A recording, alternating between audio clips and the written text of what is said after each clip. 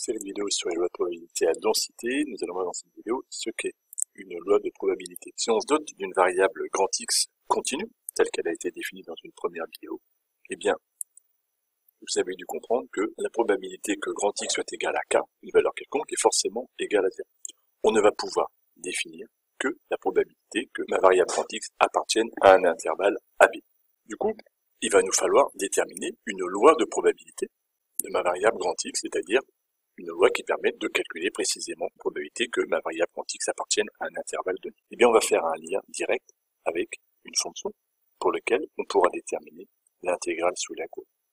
Et cette intégrale sous la courbe entre A et B, cette R sous la courbe entre A et B d'une fonction donnée, eh bien, va correspondre à ma probabilité que grand X soit comprise entre A et B.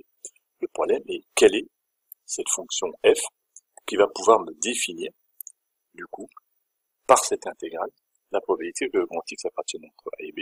Eh bien, c'est là où on fait le lien avec la vidéo précédente. F va être une fonction de densité de probabilité. C'est-à-dire que dans les deux premières vidéos, on avait défini la variable aléatoire continue, une fonction de densité de probabilité sur un intervalle.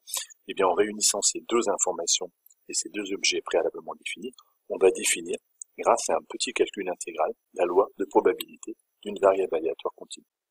L'idée est donc de définir une loi de probabilité pour une variable aléatoire grand X, en disant que eh bien, la probabilité que grand X soit compris entre A et B va être égale à l'intégrale entre A et B de petit f de t dt, où f sera une loi de probabilité de densité définie sur l'intervalle tel que cela a déjà été défini. Donc on a représenté ci-dessous la courbe représentative de la fonction de densité d'un exemple qui n'a pas été étudié comme c'est marqué dans la vidéo, la fonction était trop compliquée. Mais enfin, on observe que c'est une fonction de densité de probabilité qui est définie sur l'intervalle 0, 1,5. Et on va essayer donc de visualiser cette définition qui était là, c'est-à-dire de visualiser la probabilité que la variable grand X soit comprise entre A et B, c'est-à-dire que on va essayer de visualiser l'intégrale entre A et B de f de t dt. On sait que l'intégrale sur un intervalle entre A et B, là, pour une fonction qui est positive et continue, eh bien c'est exactement l'aire sous la courbe sur l'intervalle A, B. C'est-à-dire que si je prends un réel petit a ici et un réel petit b ici, eh bien l'intégrale entre A et B de f de t dt est exactement égale à l'aire qui est en bleu ici, et cette aire qui est en bleu ici, va être exactement égale, du coup, à la probabilité que ma variable aléatoire grand X soit comprise entre petit a et petit b. Cette probabilité est donc la mesure en unité d'aire de l'aire du domaine compris entre la courbe de la fonction représentative de la fonction f, l'axe des abscisses et les droits d'équation x est égal à a et x est égal à b. Alors attention, il ne faut pas une confusion qu'il ne faut pas faire. On voit que la fonction f prend des valeurs supérieures à 1 sur l'intervalle. On voit ici que en 0,5, l'image est largement supérieure à 1. Attention, la fonction f, elle n'est pas une probabilité. Il serait absurde d'avoir des probabilités supérieures à 1. Donc ce n'est pas contradictoire du tout. F, c'est une densité de probabilité et elle va définir par son intégrale la probabilité. C'est-à-dire que c'est l'intégrale entre A et B de f de t dt qui va définir la probabilité d'un événement. Et c'est cette R en bleu là qui doit, elle, être forcément, nécessairement, inférieure ou égale à 1. Et c'est l'aire sous la courbe qui va être inférieure ou égale à une unité d'air, ce qui n'empêche pas ma fonction d'avoir des images ici supérieures ou égales à 1. Mais attention de ne pas confondre. F n'est pas une probabilité.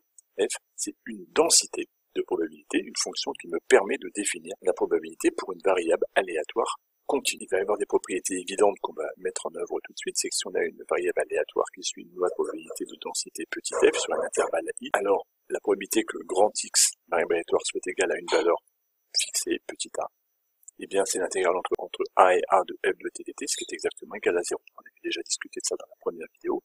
Quand on travaille avec des variables aléatoires continue, eh bien, nécessairement, la probabilité que la variable aléatoire prenne une valeur unique est égale à 0. Deuxième propriété, la probabilité que grand X soit égal à A ou à B est toujours égale à 0. On pourra mettre des inégalités strictes ou larges, cela ne changera rien. Donc, la probabilité que grand X soit supérieur ou égal à A et inférieur ou égal à B, eh bien, c'est la même que si les inégalités sont strictes.